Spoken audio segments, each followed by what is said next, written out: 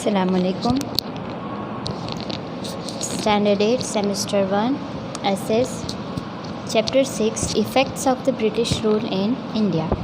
Aruna was reading the newspaper in the morning while her daughter Purva was sitting beside her and doing her homework. Aruna जो है वो सुबह newspaper पढ़ रही थी और उसकी बेटी पूर्वा उसका होमवर्क कर रही थी. Aruna read loudly, "Revolution in Libya." Hearing this, Purva asked, "Why do people revolt?" Aruna answered, "When the needs of people are not satisfied and people face economic crisis, they revolt."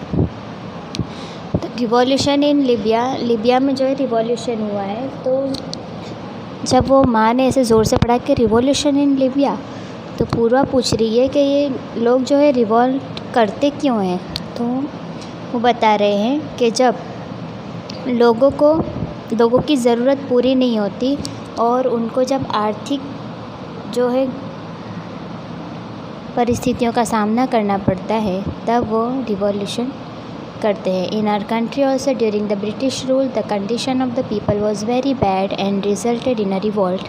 Late me tell you about the life of the Indians at that time. तो इस तरह British rule के वक्त पर भी लोगों की ज़रूरियात जो थी वो पूरी नहीं हुई थी और उन्हें आर्थिक जो है असलामती हो गई थी. इस वजह से उन्होंने भी रिवॉल्ट किया था. ठीक है, यानी कि जो रूलिंग पार्टी होती है ना उसके ख़िलाफ़ हो जाना उसे कहते हैं रिवॉल्ट करना. ठीक है. India was economically prosperous till the 18th century. 18वीं सदी तक तो इंडिया बहुत ज़्यादा प्रॉस्परस, बहुत समृद्ध था. उसे सोने की चिड़िया कहा जाता था. तो सोचिए कि कितनी मालदार कंट्री हुआ करती थी. The anarchy that followed the death of Aurangzeb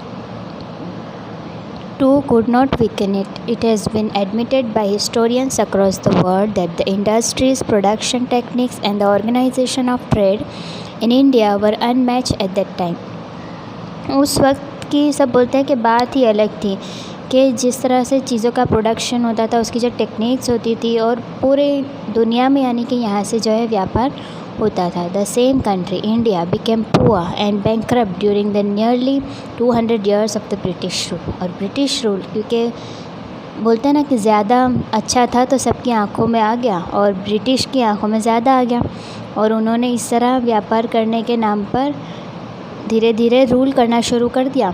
और ब्रिटिश रूल के 200 सालों के अंदर जो सोने की चिड़िया कहा जाता था वही इंडिया इतना गरीब और बैंकरप्ट हो गया, पूरा कंगाल हो गया. ठीक है. It became the country that supplied raw material to the factories in England and offered a large market for the finished products of the factories in England.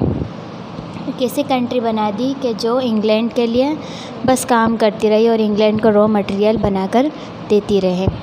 एक वर्कशॉप जैसे बना लिया था इंडिया को.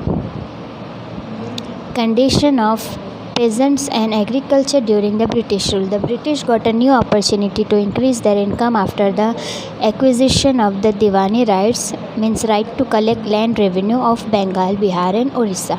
They started exploiting peasants to earn more revenue and as a result the peasants became poorer. Many times the peasants had to sell their jewelry to pay the revenue. तो इस तरह जो tax वसूल करने का, ठीक है, उन्होंने दीवानी राइट जो है उन्होंने अपने हाथ में ले लिया और इस तरह सबको कंगाल कर दिया. और कितनी बार तो वो देने के लिए उन्हें अपनी ज्वेलरी तक बेच देनी पड़ती थी. A large number of peasants had to borrow money from the money lenders and consequently fell into a डेब्ट ट्रैप. और मनी लेंडर्स के पास से पैसे उधार लेने के अंदर इस तरह वो उधारी के दलदल में हमेशा फंसते रहे. Farmers lost their land and agriculture suffer in many reasons of India. कितनों ने अपनी ज़मीनें खो दी, खेडूतों ने, ठीक है, किसानों ने जो है अपनी ज़मीनें खो दी और इस तरह जो है खेती का जो काम था वो भी खतरे में आ गया. Moreover Bengal witnessed a terrible famine in the year 1770 CE in which lakhs of people died of starvation. और बंगाल में 1770 के अंदर इतनी सारी परेशानी हो गई थी कि लोग भूख के मारे, लाखों लोग भूख के मारे मर गए थे. Governor general Lord Cornwallis enforced permanent settlement act in order to collect revenue. As per this act, the company fixed the revenue on an annual basis. और ये सब होने के बाद फिर लॉर्ड कॉर्नवालिस ने एक सेटलमेंट किया जिसमें उन्हें वार्षिक बेस से जो है रेवेन्यू देना था, यानी कि हर महीने या हर हफ्ते नहीं, लेकिन एक एक साल को। The zamindars means landlords were given the permanent rights of land and revenue collection. This is how a class of landlords loyal to the company was created. This act also ensured the income of the company. Against this, the peasants who worked hard in the hot sun to cultivate the land and grow crops were exploited.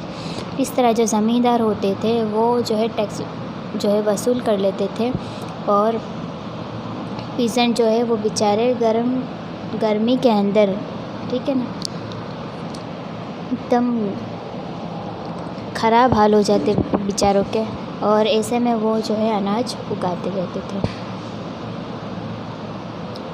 You can say 6.1 impoverished peasants and 6.2 lord Cornwallis, ठीक है। Effects on social life. Warren Hastings, the person who was given the job of collecting revenue was known as a collector. जो पैसा जो collect करता था उसे collector कहा गया। He also perform the function of a जज। The British system of administration destroyed our ancient system of self-rule. तो उनका ये जो एडमिनिस्ट्रेशन वर्क था, उन्होंने हमारा जो सालों पुराना सिस्टम था सेल्फ रूल का, उसको ख़त्म कर दिया। In the ancient times every village was like a small republic. हर गांव जो था अपने आप में एक अलग ही प्रभाव रखता था और अपना एक अलग ही एक रिपब्लिक था, ठीक है। ग्राम panchayat handled administration of the entire village. ग्राम पंचायत जो था वो पूरे गांव का जो एडमिनिस्ट्रेशन वर्क देखता था। This panchayats were like the backbone of the self rule in our country. और ये हमारी कंट्री का बैकबोन की तरह हुआ करता था। These institutions of local self rule stood their ground even during the times of foreign invasions and the Sultanate period, but were destroyed due to the administrative policies of British. तो जो पहले राज्य काल जो चलता था राजाओं और ये सब के द्वारा जो चलाया जाता था, वो पूरा जो है एडमिनिस्ट्रेशन वर्क ब्रिटिश की पॉलिसीज़ के वजह से ख़त्म हो गया। The policy of social reforms by the company made people feel insecure and suspicious. They felt that the government was trying to convert them to Christianity and destroy the Indian culture and religion forever. People believed that the Indian social system was deliberately undermined in the railways and military. An order was passed in Agra that every Indian had to salute the British. तो इस तरह जो लोग थे ना, उन्हें ऐसा लगने लगा कि वो लोग उन्हें क्रिश्चियन बनाने लग रहे हैं, और इस तरह जो है हमारा जो इंडिया का जो कल्चर जो रिलीजन है वो पूरा हमेशा के लिए डिस्ट्रॉय होता जा रहा है। और आगरा में तो एक ऐसा कायदा भेजा था, एक ऐसा कायदा यानी शुरू किया था कि लोग सबको ब्रिटिश जो भी होगा उसे सैल्यूट करना है, उसे सलाम करना है।